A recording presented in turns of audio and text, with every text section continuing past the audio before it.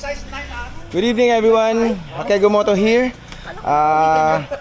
Ngayon nagpe-prepare kami para sa Mindoro Loop. So pakita ko lang sa inyo yung mga mga kabayo namin o yung mga motor na gagamitin namin.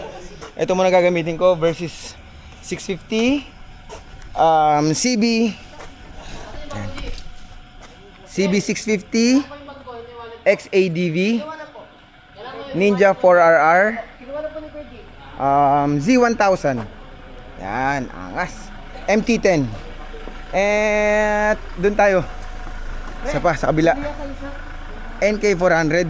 Ito medyo medyo puno na kasi yung parking. At meron pa doon, andun sa loob yung beast. Sa loob yung dalawa. At check natin. Ito yung dalawa. GS Trophy. Sheesh. GS 1300. Yan, tapos ito M1000 XR. Yun, so kompleto ng ride. Check nyo mamaya at watch out sa aming ride. Tapos dahil madilim pa naman, baka ang continuation nito konting ride out, tapos ang kasunod na is konting Batangas Port. Yun. Okay, so basta may mga pa pala tayo, may mga stopover pa pala kami. Yun, so yun, kita-kits. Bye. Yo, Hakego Moto here. First stop namin dito sa kilometer 75. Yan, so Petron kilometer 75. Video. Ito na yung grupo. Yan. Pinsan ko, Kevin, Sai, with the Z1000 OTEP, with the XADV. Ang tutulin nyo. Grabe sila, grabe. Hindi ko maabutan. 176 lang yung top speed ng Oo. Ayaw na. JB. Utol. Kin and Bert. Yo. First stop muna kami, coffee break muna kami. At medyo pagpag lang kasi medyo masakit sa puwet na. At nakakabingi yung tulin nila. Ang iingay. Thank you Lord, napakalupit. Samahan nyo ako sa buong biyahe ng aming Mindoro Loop. 4 days ride with these bikes. At tabayanan nyo. Peace out.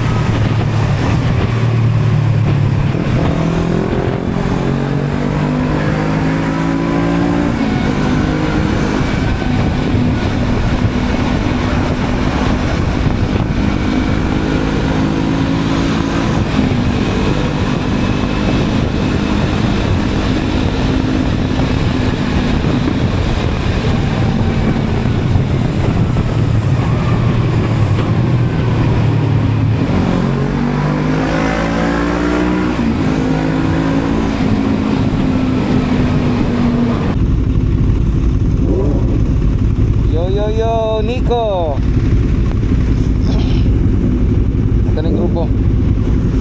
Ride out na kami, ride out.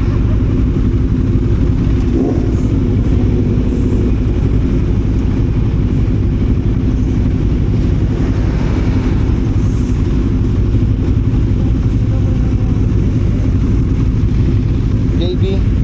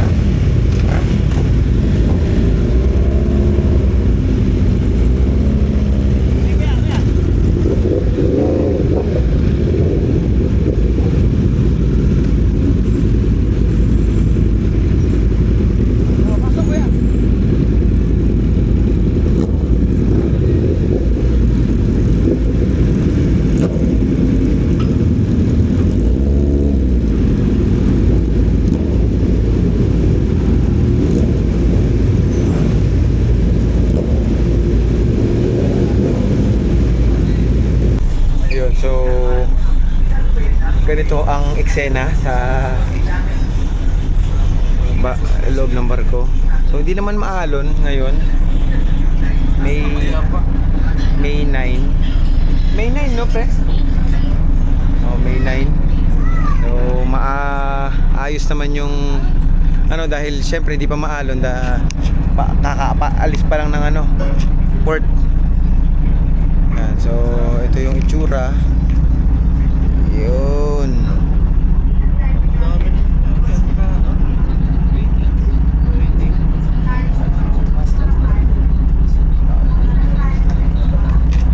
Yan, so maganda yung panahon. At dahil first time, maganda na experience. Salamat sa pinsan ko na nag-sponsor ng ride na to. God bless you more, insan.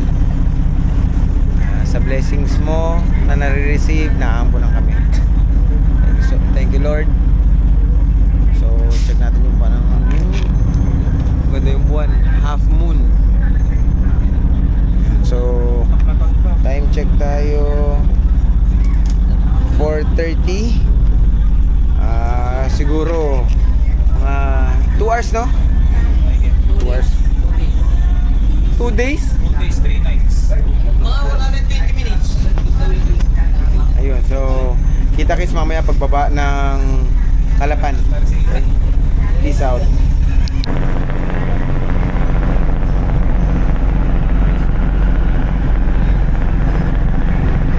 So, maalis na yung barko. Time check, 4:27. So maalis na yung barko namin dito sa Batangas Port. So next stop natin is Calapan Port. Ayun.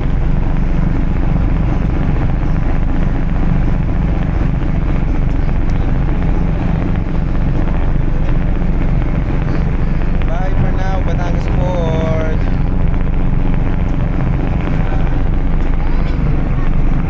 Shoutout sa Batang Masbate.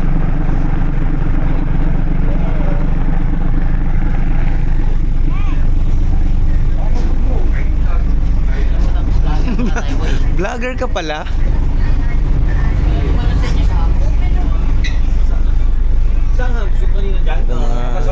Mga tropa. Mga tropang ano? Kami tumalon eh. Eto. Tapos nandun yung iba. Hindi ko na alam kung nasa yung iba ba. Parang yun lang. Yung kabila. Ito. Ito. Sa pila. So, umaalis na. Excuse nga, Jake. Thank you. Sorry.